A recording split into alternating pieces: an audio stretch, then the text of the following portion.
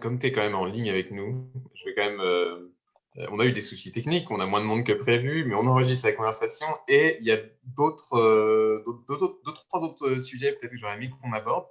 L'un d'entre eux, c'est la vaccination. Et voilà, a priori, on sait que la France ne prévoit pas de système de vaccination pour les Français vivant au Canada et pour nous, surtout en Ontario et au Manitoba, parce que voilà, on a des autorités qui sont en mesure, plus ou moins, mais de plus en plus, ça s'améliore, d'organiser cette vaccination. Mais pour les Français qui rentreraient en France ou qui vivraient dans d'autres pays, comment ça se passe? Est-ce que tu as des perspectives là-dessus à partager? Alors, non seulement j'ai des perspectives, mais j'ai des infos et j'ai du vécu. Alors, c'est encore plus possible que ça. Donc, les Français qui rentrent en France passer, je ne sais pas, pour de boulot ou des vacances, ont accès sur le sol français à la vaccination. Et c'est déjà en place. Ça avait été mis en place dès le mois de février dernier, et même quand on n'est pas dans le système de sécurité sociale français. Alors là, je peux le dire, c'est du vécu. Je vais donner mon exemple personnel. Bon, moi, je suis dans le système de sécurité sociale français maintenant, donc je ne vais pas prendre le mien, je vais prendre celui de mon époux. Je n'ai pas l'habitude de parler de moi, mais là, je peux vous le dire, il n'est absolument pas dans le système de sécurité sociale français. On est au premier euro dans une assurance privée. Mais il se trouve qu'il avait une bonne mémoire. Enfin, ce n'est pas lui, c'est moi. Et donc, il se rappelait de son numéro de sécurité sociale. Et donc, il est arrivé au centre de vaccination, il a donné son numéro de sécurité sociale, ça a marché, il a été vacciné immédiatement, sans aucune difficulté. S'il n'avait pas une bonne mémoire, ou s'il n'avait pas une épouse qui faisait disque dur pour lui, ça n'était pas non plus un problème, puisque de toute façon, on lui aurait créé un numéro de sécurité sociale temporaire. Et il aurait eu sa vaccination sur le champ. Donc, je confirme, c'est tout frais, ça date de dimanche dernier. Ce n'est pas un truc juste que nous a annoncé le ministre qui promet, etc. Je vous assure que ça fonctionne. Alors, ensuite, on m'a posé 2 questions. Le problème, c'est on a 2 injections. Donc, si vous restez suffisamment longtemps en France pour avoir la 2e injection, pas de problème. Et non seulement pas de problème, mais vous aurez en plus votre QR code qui sera rentré dans votre application TAC Carnet dans votre téléphone mobile. De toute façon, ils vous donnent en plus un papier, puis comme en France, on ne fait pas les choses à moitié, c'est un papier épais, de couleur, en 4 pages. Comme ça, on est bien écolo, tout est bien fait. Donc, il n'y a pas de souci, vous avez le papier en plus. La question qui peut se poser, c'est j'ai eu ma première injection à Ottawa, mais je rentre en France au moment où je devrais avoir la 2e. Ou le contraire. J'ai eu ma première injection en France et je rentre à Ottawa, je n'ai pas encore eu le temps d'avoir ma 2e en France. Là, je ne sais pas vous répondre. Tout ce que je peux vous dire, c'est qu'on a le papier avec le nom du vaccin qui a été injecté, le numéro de lot qui a été injecté, un joli tampon ARS, etc. si on est sur papier. Bon, je recommande d'avoir sur papier. Bonne nouvelle aussi, j'ai oublié de vous dire, l'application TAC, elle est aussi bilingue. Vous l'aurez aussi en anglais. Et j'ai demandé qu'une fois qu'on a reçu son vaccin en France, en fait, il suffit que dans votre téléphone, vous basculiez en langue principale anglais et automatiquement, TAC se mettra en anglais.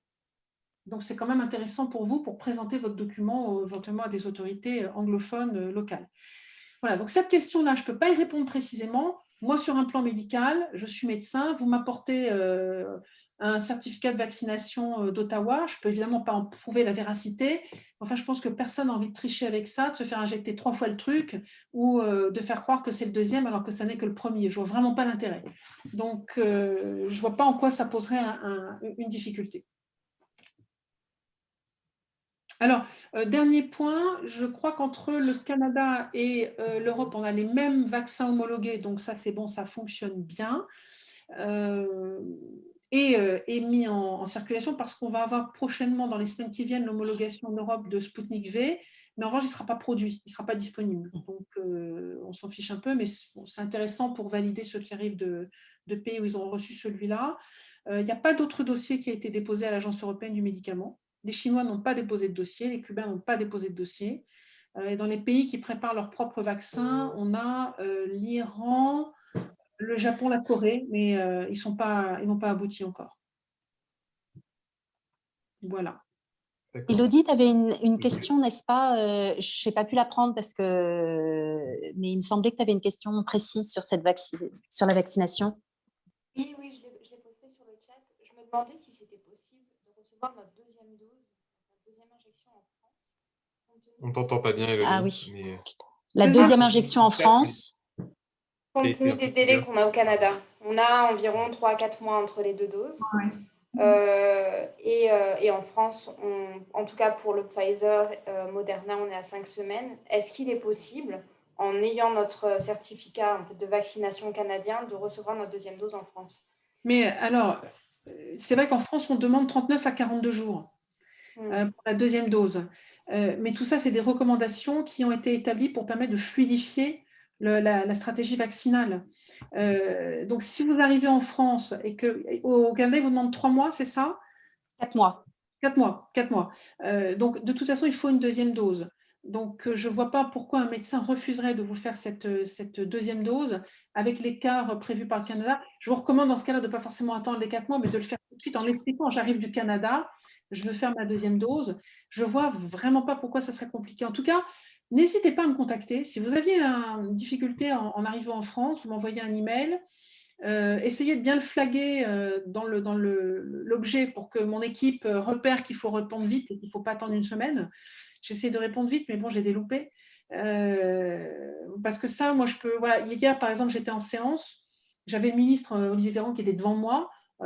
Pendant la séance, j'ai eu 2 questions qui m'ont été posées sur la vaccination. Direct, je suis allée lui demander, donc c'était hyper facile. Et il me répond assez facilement. Donc, comme je suis dans des chats avec lui en direct, donc, même sur des cas particuliers, je n'hésite pas à le solliciter. Donc, il ne faut pas hésiter. Je vous dis ça, mais je ne pense pas que j'aurai des centaines de demandes. Vous ne serez pas des milliers dans ce cas. Je ne crois pas que je prenne un grand risque en vous proposant de faire ça. Voilà. Et du coup, je vais juste rebondir sur Élodie. Donc, techniquement, on peut se faire vacciner une première fois au Canada. On arrive en France, soit parce qu'on quitte le Canada, soit parce qu'on a l'occasion d'aller en France, recevoir notre deuxième dose. On n'aura pas un papier qui certifie, oui, on a bien reçu les 2 doses, on est vacciné, tout va bien. Mais comme tu disais tout à l'heure, d'un autre côté, il n'y a pas de passeport vaccinal, il n'y a pas le fameux livret jaune, on voit pas là, mais on n'a pas le fameux livret jaune qui est mis en place pour l'instant, il n'y a pas de plan encore. Donc, si on n'est pas capable de prouver qu'on a les 2 doses au même endroit et qu'on a un papier qui dit dose 1 telle date, dose 2 telle date, finalement, ce n'est pas grave. Nous, on est vaccinés, c'est plus important. Voilà, il faut se dire que vous avez les 2 doses. Après, c'est l'homologation, c'est la vérification. De toute façon, vous aurez un document qui est certifié en France. En plus, il faut savoir que quand vous êtes vacciné en France, automatiquement, vos coordonnées sont saisies dans la base, le système d'information qui s'appelle Vaccin Covid. Ça, c'est obligatoire. Donc, même imaginez que vous ayez perdu votre papier, vous pourriez redemander, alors je ne connais pas la procédure, mais vous pourriez redemander, vous êtes répertorié dedans. Donc, on aurait les moyens de ressortir un document prouvant que vous avez bien été vacciné en France. Donc, je ne suis pas très inquiète par rapport à ça. C'est sûr que si vous avez la date de la vaccination, il faut bien la conserver. Le numéro de lot, des petits éléments, le centre, l'endroit où vous avez été vacciné, ça aiderait considérablement à retrouver, si on avait besoin de retrouver, ou de pouvoir retrouver un document digitalisé pour le faire rentrer dans le système une fois qu'il sera interopérable. Voilà. Encore une fois, je n'ai pas d'informations qui disent, parce que j'ai l'impression que personne ne s'est posé la question pour le moment de personnes qui se seraient fait vacciner au Canada ou ailleurs d'ailleurs, qui recevraient leur deuxième injection en France ou l'inverse. Moi, je soulèverais la question, surtout pour… j'ai un très bon contact avec Cédrico qui fabrique, qui nous façonne l'application Tous Anti-Covid. Et voilà, en fait, moi, je n'arrête pas de lui remonter les petites imperfections que je note. Notamment, j'ai vu en anglais, il y avait des trucs qui à l'époque n'étaient pas bien formulés et tout, donc hop, il a changé. Donc, voilà, je n'hésiterai pas à lui remonter ce cas particulier pour qu'on puisse l'intégrer et puis vous faciliter la vie, parce que vous ne serez pas les seuls. Et franchement, sur le plan… Moi, je raisonne sur un plan sanitaire. On y a tous intérêt. Franchement, pas être des milliers à entrer en France non plus. Mais par contre, Élodie, je pense que ça ne nous empêchera pas, au retour du Canada, de devoir faire notre quarantaine, c'est-à-dire nos 3 jours à l'hôtel, nos tests dès qu'on arrive et puis après au 10e jour. Je crois que ça, malheureusement, on n'y coupera pas, même si on est vacciné de 2 ou 3 ou 4 doses. Voilà. Pour l'instant, c'est ça. Alors, ça pour 2 raisons. La première, c'est que pour le moment, tant que la vaccination n'est pas accessible à tout le monde, on ne peut pas simplifier les mesures de quarantaine, mais c'est vrai dans tous les pays, c'est vrai dans l'autre sens aussi en arrivant en France.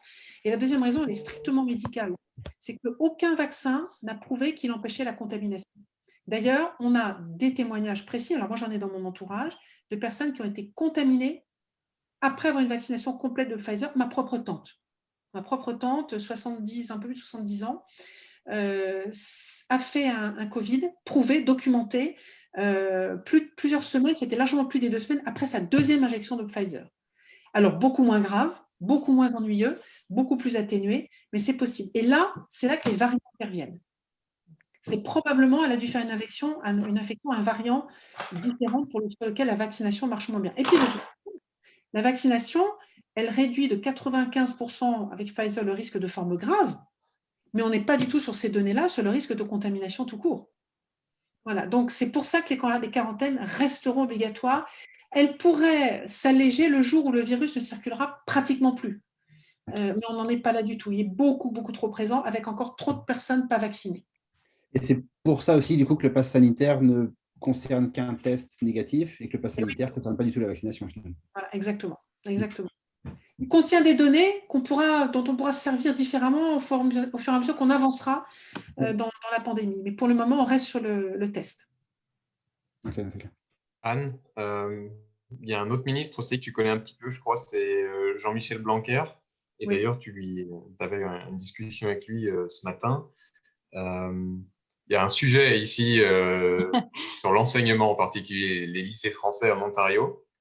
Donc, on a vu que Jean-Baptiste Lemoyne a fait une annonce ce matin à propos du baccalauréat. Et je crois que tu étais aux premières loges aussi quand Jean-Michel Blanquer en a parlé. Est-ce que tu peux nous en dire quelques mots, puisque ça concerne quand même pas mal de familles. Il y a beaucoup d'inquiétudes ces dernières semaines. Alors, j'ai honte parce que comme j'ai pas pu prendre de notes sur tout, mais si j'ai bien compris, Jean-Michel Blanquer, en fait, ce qu'il a dit, l'essence de ce qu'il a dit, c'est qu'à partir du moment où un établissement scolaire est fermé, qu'on ne peut pas réussir à mettre en place une épreuve en présentiel, eh bien, on basculera sur du contrôle continu.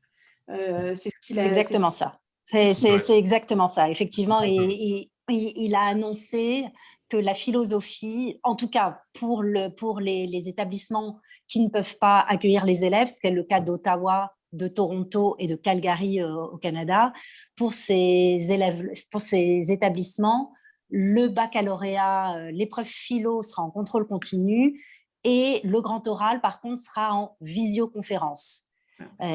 Donc, il n'a effectivement pas étendu sur les autres options, que ce soit l'option du baccalauréat international, le bac français, le brevet, mais on travaille là justement à voir si ce principe est étendu aux autres épreuves du bac. Donc, voilà, effectivement.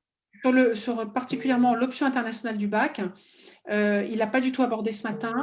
Et moi, j'ai ce sujet dans ma circonscription, j'ai plusieurs pays qui sont concernés. En plus, une grande volatilité, c'est-à-dire que la situation aujourd'hui peut complètement changer. J'ai 2 pays en tête qui aujourd'hui n'ont pas encore de confinement, mais enfin, ça leur pend au nez. On est sur le point de fermer les écoles. Donc, moi, j'ai prévu d'envoyer un courrier à Jean-Michel Blanquer parce qu'en fait, il n'avait pas perçu les spécificités qui pouvaient se rencontrer dans certains pays et le risque de basculer dans des conditions extrêmement compliquées au moment des épreuves du bac, alors même que les convocations sont en train de partir. Voilà. Et notamment, l'option internationale du bac n'a pas été encore résolue, donc ça fait partie des sujets qu'on doit voir avec lui. Alors Anne, puisque tu nous annonces que tu vas bientôt voir Blanquer, est-ce que tu pourrais aussi le sensibiliser sur le fait qu'en Amérique du Nord, et notamment donc chez nous à Toronto et à Ottawa, on est en calendrier devancé. Ça veut dire que l'épreuve de philo, on n'en parle plus, mais l'OIB dont tu parlais chez nous, c'est le 1er et 2 juin et le 3 et 4. Donc, les élèves, il faut les convoquer. Donc, c'est vraiment impératif pour nous d'avoir une décision, j'ai envie de dire, maintenant. Les convocations pour l'OIB, c'est quand ? En fait, c'est toujours 15 jours avant l'épreuve.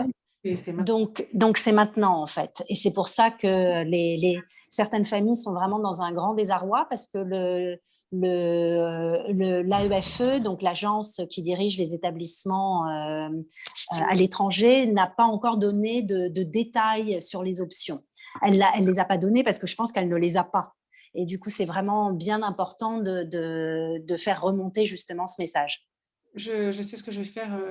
Alors là, il est 18h36. Je ne sais pas si j'aurai la réponse. Enfin, j'ai envoyé un message ce soir. On verra bien. Je repasserai un petit coup de fil demain. OK. Si je peux enchaîner, Anne, toujours sur ces sujets liés à l'enseignement et à l'éducation, qui ont été sévèrement impactés par la Covid. Est-ce que tu peux nous dire 2 mots aussi des programmes, des aides d'urgence, l'accès aux bourses qui ont été mis en place depuis l'année dernière, sachant que nous, dans notre campagne des consulaires, il y a un sujet qu'on essaie de vraiment mettre en avant aussi, c'est l'inclusion dans les écoles. Ah oui. C'est la diversité, donc permettre à des familles qui ne peuvent pas se le permettre d'accéder à ces écoles, à des étudiants éventuellement en situation de handicap, ce genre de choses. Donc, c'est peut-être des sujets sur lesquels tu as un peu travaillé. Si tu as des éclairages, ce serait bienvenu. Alors, sur le plan financier, l'accès à nos écoles. Donc déjà dans nos écoles, tous les petits Français dont les familles seraient en difficulté financière ont accès à des bourses scolaires. C'est la grande force de notre réseau. L'année dernière, dans la loi de finances, donc c'était pour l'année précédente, pas celle qu'on a votée à l'automne dernier, mais il y a encore un an, j'avais fait passer un amendement pour modifier un peu le barème, pour élargir un peu plus de familles, considérant que le barème prenait en compte des revenus trop bas. Aujourd'hui, les choses ont évolué. C'est un volume de bourse qu'on verse tous les ans qui représente environ 100 millions d'euros. On verse 100 millions d'euros tous les ans. Ce budget est un petit peu large. Alors là aussi, j'aimerais savoir pourquoi parfois il est un peu large, parce qu'on ne l'utilise pas entièrement. J'aimerais bien qu'on l'utilise entièrement tous les ans. Bon, ça permettrait de faire comme les militaires, comme si on a tout utilisé, l'année suivante, on peut demander un peu plus. Mais je n'ai pas encore réussi à les convaincre du bien fondé de cette démarche-là. Néanmoins, pour cette année, à cause de la situation pandémique, il y a beaucoup d'endroits dans le monde où les parents dans ma circose, c'est 30% des parents qui ont eu un impact sur leur boulot. Donc, on a un gros impact sur les écoles. Et en gros, la difficulté, c'est que si vous avez 2-3 familles, allez, mettons 2 familles par classe, qui ne peuvent plus mettre leur enfant à l'école parce qu'ils ne peuvent plus payer, multiplié par 20 à 30 classes, l'école, en fait, sur 2 élèves de moins, elle continue à fonctionner. On a les mêmes salles de classe, les mêmes profs, le même matériel, on a tout pareil. Donc, les charges fixes sont les mêmes, sauf qu'on a beaucoup moins de recettes. Et c'est un énorme problème pour des tas d'écoles. Donc, très vite, le gouvernement français l'a anticipé et a dit il faut retenir ces familles, il ne faut pas les laisser partir. Donc, ils ont fait 2 choses. La première, c'est qu'ils ont remis, en plus des 100 millions, ils ont remis 50 millions sur la table en bourse scolaire.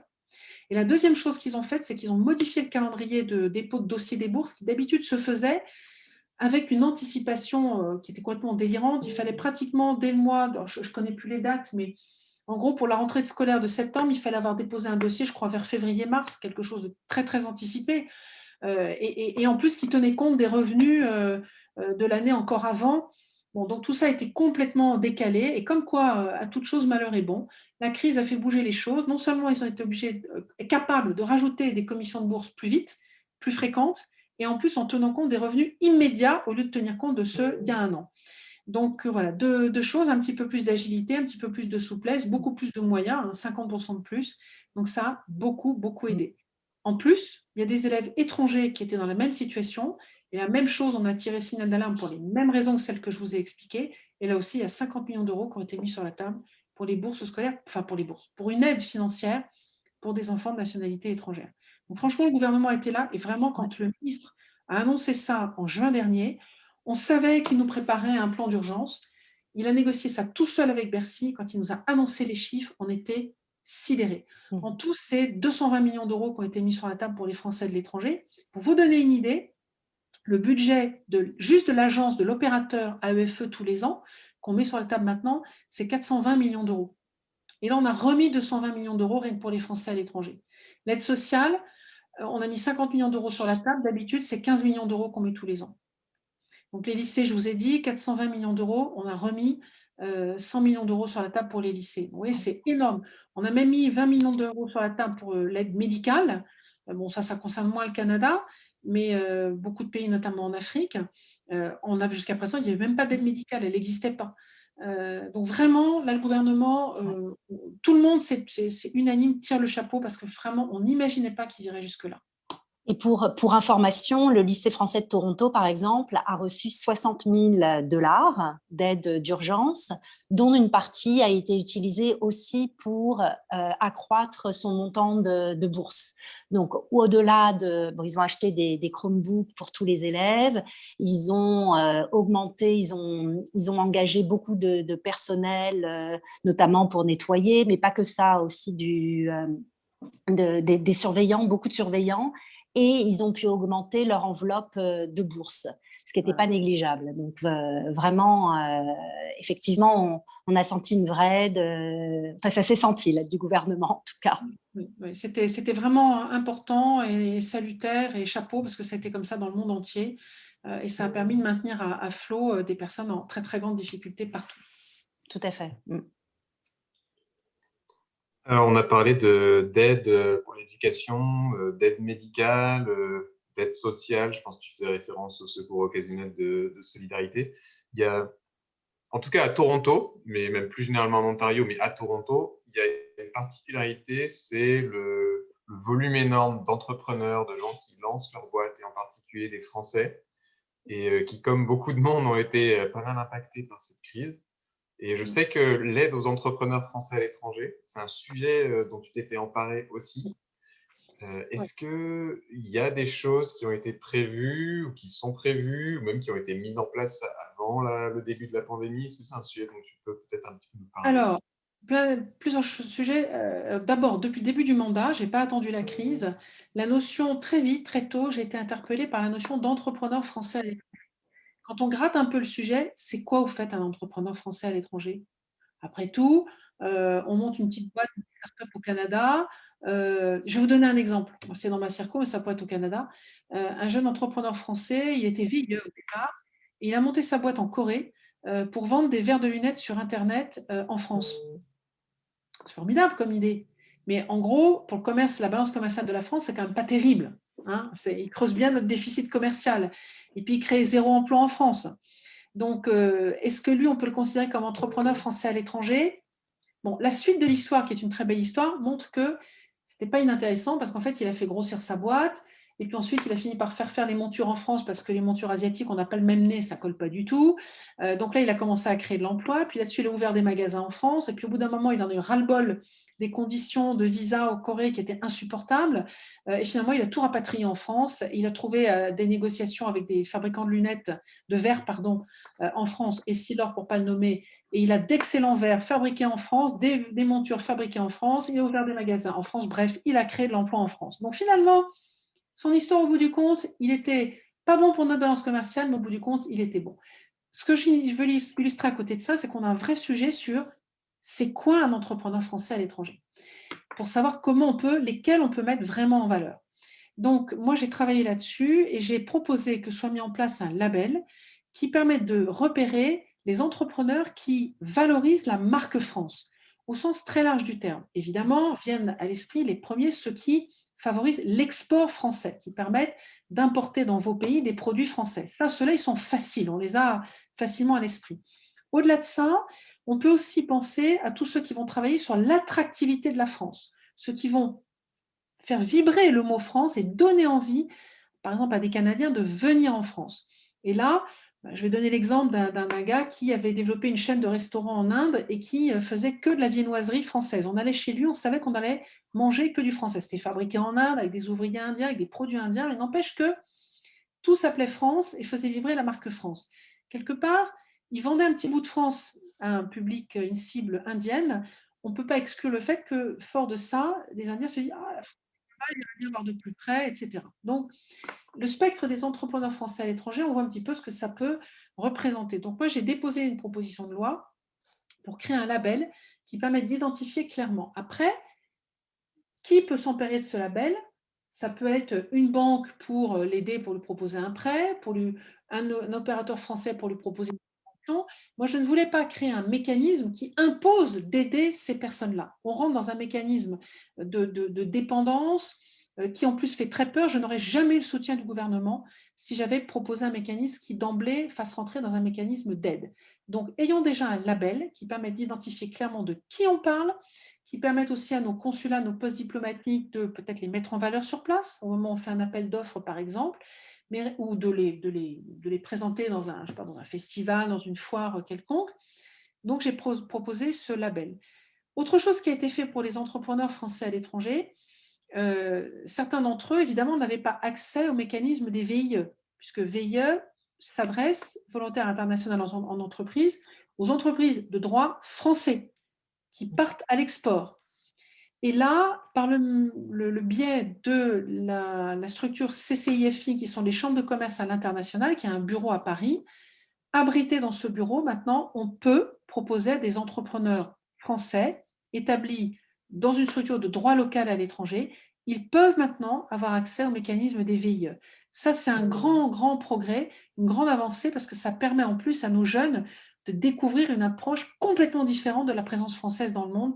Moi, j'y suis super, super sensible, parce que d'emblée, depuis le début du mandat, je voulais dire que la présence française dans le monde, elle est insuffisamment exploitée. C'est une ressource qu'on n'exploite pas suffisamment. Donc, voilà ce que je pouvais dire sur l'aide aux entrepreneurs français à l'étranger. Alors, pour finir, un petit dernier mot.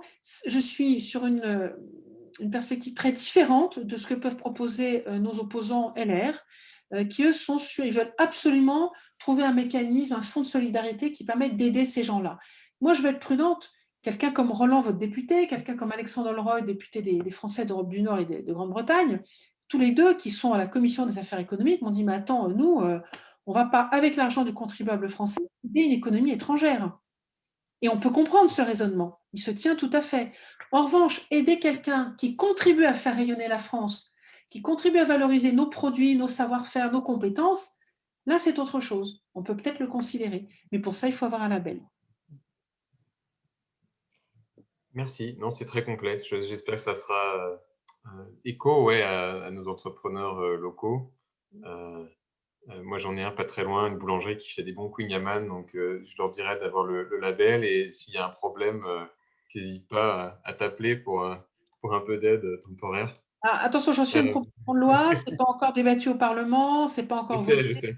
Il y a encore tout un travail qu'on continue à faire, mais voilà, je ne peux pas en dire plus, mais la façon dont le travail légistique peut se faire, voilà, ça commence à se dessiner. Donc, c'est intéressant, avec un objectif avant la fin du mandat. Mais là, on a des enjeux politiques aussi, parce qu'on aura besoin à un moment donné de l'appui des sénateurs des Français à l'étranger au Sénat. Et ça, ce n'est pas gagné, vous vous en doutez. Il nous reste à peu près 5 minutes. Anne, il y a un élément important dans le mandat des conseillers des Français de l'étranger, qui est ce relais vis-à-vis de l'administration consulaire, donc accompagner les Français au quotidien dans leur démarche quand certaines choses ne sont pas claires, quand on ne trouve pas le bon formulaire, quand on tombe dans une zone grise, parce que voilà, c'est parfois très compliqué. Est-ce que tu peux nous parler un petit peu de simplification administrative, de dématérialisation, de ce qui est fait pour améliorer les choses? Nous, en Ontario, on a cette difficulté de superficie de la circonscription, avec un seul consulat à Toronto, alors qu'il y a des Français à Winnipeg, à Sudbury, à Ottawa, à Kingston, un peu partout, forcément, qui ne se sentent pas toujours bien servis.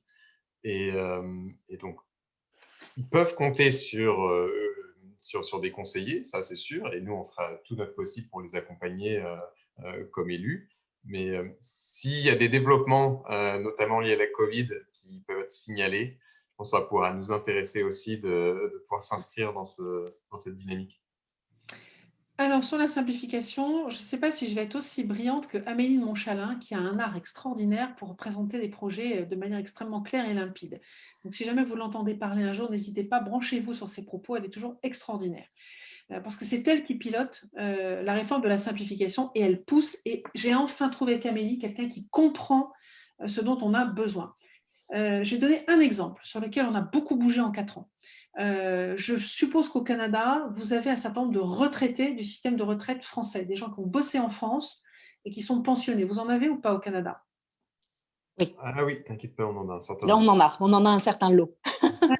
Voilà. Il faut savoir qu'en France, dans le monde, on a 1 500 000 personnes qui sont pensionnées du système de retraite français. C'est absolument considérable. 1 million. Alors, ils ne sont pas tous français, hein, mais on en a beaucoup. Moi, j'ai un petit papy japonais qui est au sud du Japon sur une île. Il a travaillé toute sa vie en France et il est reparti au Japon pour passer sa retraite. Et voilà. Donc, la question qui se pose pour ces personnes-là, c'est de percevoir leur retraite à condition de prouver qu'ils sont bien vivants, évidemment. Pourquoi? Parce qu'on a découvert qu'on avait dans certains pays que je ne nommerai pas un certain nombre de centenaires, et il y a certains pays qui ont des retraités qui ont vraiment, le pays doit les entretenir bien parce qu'ils arrivent à vivre vachement longtemps. Bon, donc ça pose quand même des questions, donc il faut prouver l'existence. Et ça passe par ce qu'on appelle le certificat d'existence, qui est un document qui donne l'identité de la personne qui doit être visée par ou le consulat ou une autorité locale. Et puis, ce certificat, il y en avait autant qu'on avait de caisses de retraite. Alors, des gens qui ont fait une carrière unique avec une caisse de retraite, je pense qu'on les compte sur le doigt d'une main. Le nombre de caisses de retraite par pensionné, c'est, je crois, de mémoire, 3, quelque chose. Et ça ne fait qu'augmenter aujourd'hui. Et ces caisses de retraite, évidemment, demandaient leur certificat pas à la même date dans l'année. Ça serait trop beau. Hein. Bon, donc, on se retrouvait à passer son temps finalement à remplir des certificats de retraite, puis à aller à Ottawa, justement, à faire des kilomètres pour aller faire remplir et tamponner le papier. Donc, on n'a pas attendu la Covid pour ça. Le système s'est réformé. On a un site, d'ailleurs, je vous invite, alors, ce n'est pas toujours évident, j'ai signalé le problème, qui s'appelle info-retraite.fr, sur lequel j'encourage, surtout si vous avez le Sésame, n'oubliez jamais votre numéro de sécurité sociale français. Ne le perdez jamais, parce que vous en avez besoin pour vous inscrire. Et vous pourrez d'ailleurs à l'avenir même saisir vos périodes travaillées au Canada dans ce système pour les garder en mémoire. Et donc maintenant, ce système centralise tout. On aura un certificat unique. On a déjà un certificat unique. En plus, il est dématérialisé et il est traduit dans plusieurs langues, dont l'anglais. Donc, on a besoin uniquement de l'imprimer, de le faire tamponner par l'autorité compétente. Et là, on a encore un petit cafouillage parce que, je ne sais pas pour le Canada, il faut encore devoir aller au Canada. Alors, je sais que parfois, les tournées consulaires acceptaient de remplir ce fameux certificat. Encore faut-il que la tournée ait lieu au moment où on a besoin de remplir ce certificat. Je veux tout de suite rassurer parce qu'un décret est passé récemment et les oppositions se sont saisies. Oui, regardez, ils ont modifié le délai pour envoyer le certificat d'existence. C'est faux. La dernière loi de finances avait annulé, je ne sais plus par quel mécanisme avait la loi, parfois des trucs un peu complexes, le dernier décret. Il fallait simplement le réécrire, ce qu'on a fait. Il est strictement conforme au précédent. Le délai pour envoyer son certificat n'a pas changé du tout. Donc, aucun problème par rapport à ça. Donc, voilà un sujet sur lequel on a simplifié. Maintenant, moi, je vais un peu plus loin. Ça vous concerne moins au Canada, mais enfin bon, peut-être quand même si vous voyagez dans d'autres pays un jour. Moi, j'ai besoin que le certificat il soit traduit en grec, en japonais, en arabe, en chinois, enfin bref, dans toutes ces langues qu'en plus on n'arrive même pas à lire, en birman, en hindi, etc. Bon, c'est pas gagné, mais on va pas me faire croire que Google Translate sait me le faire en 2 minutes, même pas, et que eux, ça ne sont pas capables de le faire. Donc, Amélie a compris l'enjeu, donc j'espère aboutir à ça. Tous les documents maintenant d'identité, si vous êtes marié au Canada, si vous avez des enfants au Canada, tout ça qui est enregistré dans le registre des actes d'état civil qui ont été faits à l'étranger, qui est à Nantes, tout ça a été dématérialisé et vous pouvez maintenant les demander entièrement en ligne. Ça change énormément. C'est une grande avancée. Le dernier point, pour aller vite, qui a été simplifié à 2 points peut-être, l'envoi du passeport quand on fait une demande de renouvellement de passeport. Il y a un certain nombre de pays dans lesquels maintenant, on n'a plus besoin de se présenter au consulat qu'une seule fois pour faire refaire son passeport. Et ensuite, on peut se faire envoyer le passeport par voie postale. Il y a quelques pays où c'est possible. Compte tenu des conditions de sécurité du Canada, je ne vois pas pourquoi le Canada ne serait pas inclus. Ils sont en train d'élargir la cible des pays pour qu'il y en ait de plus en plus. Je suis convaincue que le Canada rentrera très vite dans cette catégorie de pays, comme l'est par exemple l'Allemagne et le sera bientôt l'Espagne. Le dernier point que je voulais souligner, ah oui, dans la simplification, un truc important, les actes notariés. La Chambre des notaires de France a fait un progrès et a accepté maintenant qu'un certain nombre d'actes soient signés à distance. Mais là, ça va dépendre beaucoup du notaire en France auquel vous avez affaire. En gros, est-ce qu'il est moderne ou pas? Et puis, je vais avoir un entretien avec un notaire parce qu'il y a apparemment un petit point technique de sécurité informatique. Apparemment, l'outil qui est utilisé pour signer est un outil américain. Je trouve ça un peu bizarre. En termes de sécurité, bon, c'est mieux, vaut bien, il aurait pu être chinois ou russe. Hein. Mais bon, je trouve ça un peu bizarre qu'on n'ait pas, nous, en France, développé un outil qui nous permette de signer des documents de type acte notarié. Voilà. Donc, en tout cas, pour le moment, un certain nombre de notaires en France se permettent de le faire et ça évite d'avoir à se déplacer, ce qui est quand même super appréciable. Moi, je te remercie pour les exemples concrets. Ça va aider, je pense, beaucoup de gens ici aussi. Il y a aussi la plateforme consulaire de réponse téléphonique, courriel mondial. Ça, c'est un gros dossier. Ah oui, en plus, je sais que tu dois partir à 13h, mais peut-être que tu peux en dire un mot. En plus, c'était mon idée, j'ai complètement oublié de vous en parler. C'est une idée que j'ai faite dans mon rapport au Premier ministre. Effectivement, j'avais proposé, en fait, en faisant le tour des consulats, j'étais venue à Montréal d'ailleurs, je m'étais aperçue quand les appels téléphoniques qui sont passés au consulat, ou les emails d'ailleurs, je vous assure, hein, dans 80% des cas, c'est les mêmes questions dans le monde entier. Et la question la plus fréquemment posée, je vous le donne en mille, je ne suis pas sûre si vous avez une idée de quelle est la question la plus posée quand on appelle au téléphone le consulat. Je vais vous dire, je te vois qui réfléchit, Yann.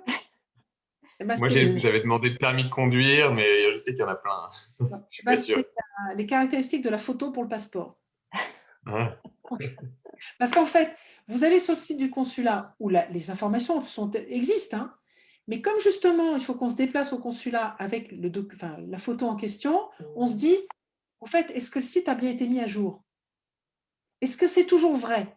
Donc du coup, on vérifie en téléphone.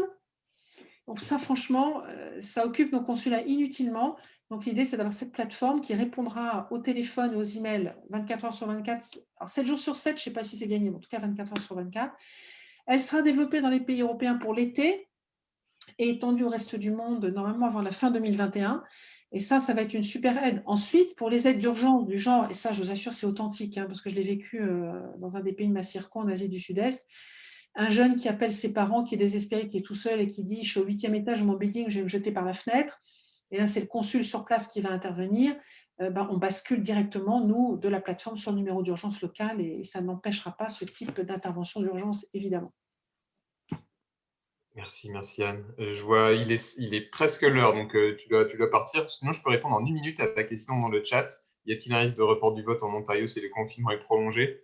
Je crois que la réponse est oui, et que vous avez pris les dispositions pour ça. Pour l'instant, on saura localement aux alentours du 20 mai hein, si le confinement est prolongé chez nous. Et comment ça nous impactera en termes de rassemblement. Nous, évidemment, on ne l'espère pas. On croise les doigts pour pouvoir… Alors, je peux vous donner une petite info parce que j'ai discuté avec Jean-Baptiste Lemoine tout à l'heure. On a parlé de ça. Lui, son objectif, c'est de maintenir le scrutin partout. Le seul pays où on a un doute, pour le moment, c'est l'Inde. C'est le seul. Donc, si je peux vous rassurer. Maintenant, oui, je vais voter tout à l'heure un amendement numéro 146 après l'article 11 du projet de loi sur la sortie de crise sanitaire.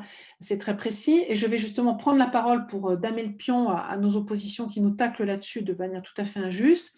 Pour resituer les choses, cet amendement permet et répond aux exigences du Conseil scientifique dans son avis du 18 février dernier, rappelé le 10 mars dans un atelier fait aux conseillers des Français à l'étranger. D'ailleurs, si l'Assemblée des Français à l'étranger bossait correctement, les conseillers vous auraient dit ce qui a été dit lors de cet atelier, qui était de dire que si on doit reporter le scrutin, ça doit passer par la loi.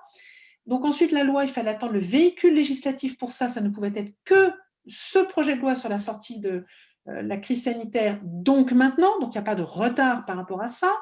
Et ensuite, ce qui est dit, c'est que report possible dans un délai maximum de 4 mois, donc au plus tard le 30 septembre. En attendant, les conseillers en poste gardent leur mandat.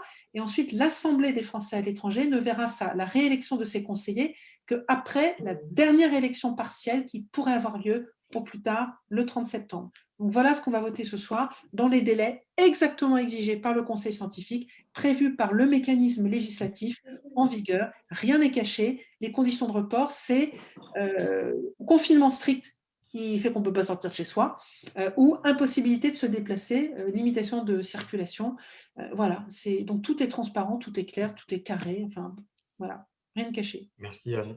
Et on espère que ça ne concernera pas. On pourra voter entre le 21 et le 25 mai et à l'urne le 29 mai pour ces élections consulaires.